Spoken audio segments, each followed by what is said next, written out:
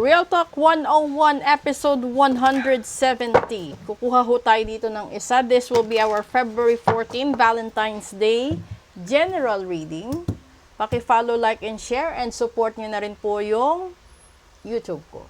Okay? Nasa ibaba po ng profile picture ko. Okay?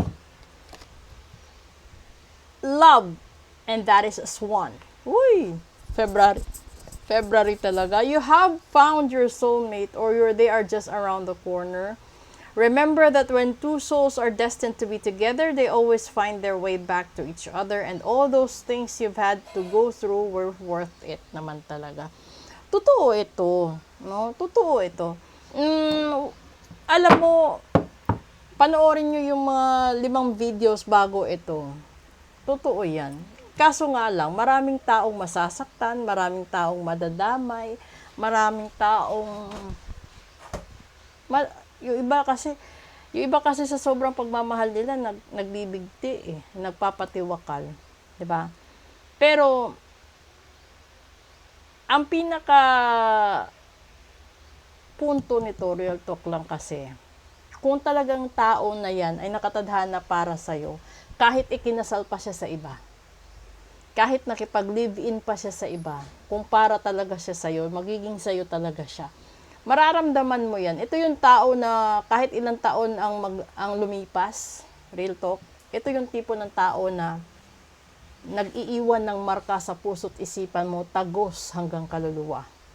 Na hindi mo alam paano siya burahin, kahit saan panig ka mapunta o saan ka ano man gagawin mo, di ba?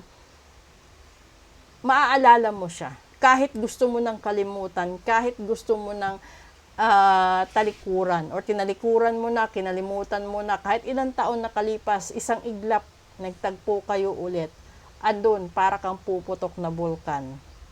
Na hindi mo na alam kung ano yung takbo ng adrenaline mo, hindi mo na alam yung kaba ng puso mo, hindi mo alam yung kabog ng dibdib mo. 'Di ba? Ito 'yun. Kasi posible yung soulmate mo, natagpuan mo dati, na hindi pa, parang parang bunga na hindi pa hinog, and then it turns out na dumaan na kayo sa ibang relasyon, tapos nagkita kayo uli, kayo na naman, 'di ba? Tapos ikinasal ka sa iba, kahit kasal ka, hindi ka naman legally married, ay legally separated, pero siya pa din yung laman ng puso't isipan mo. Alam mo, iba yung takbo ng hindi ko ma-explain. Pero 'di ba? Ito 'yun ito yung hinahanap ng lahat.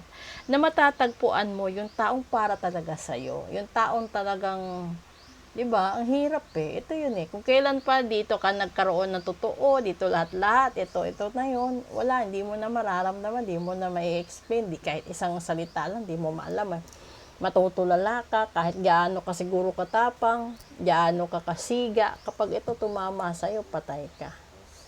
Wala kang ibubuga dyan. Kasi, hindi mo man aminin sa mata sa ibang tao, sa sarili mo, alam mo, kung gaano mo siya ka mahal. May panahon yung iba kasi pinagsisisihan nila na pinakawalan nila. Yung iba naman, dating nabulagan, nung naliwanagan na, wala na yung tao sa tabi nila. 'Di ba?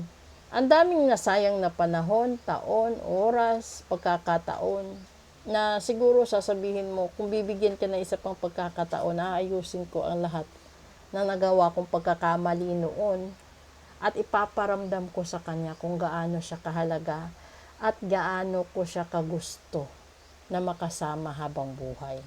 Yun siguro ang pinakamagandang buod nito. Pero walang madali kapag talagang puso, no, walang madali.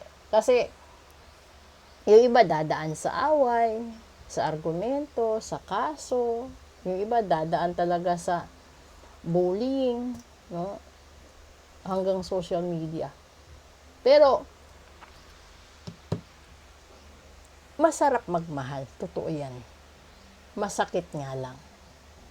Pero sa mga taong magde-date ngayong February 13, 14, and 15, maniwala kayo sa akin, malas ang mga petsang yan. Malas na magkaroon ng relasyon, malas na magkaroon ka ng kaarawan sa petsa na yan, malas din na magpakasal sa mga petsang ganito. Iwasan nyo. Okay? So, thank you and good evening po sa inyong lahat.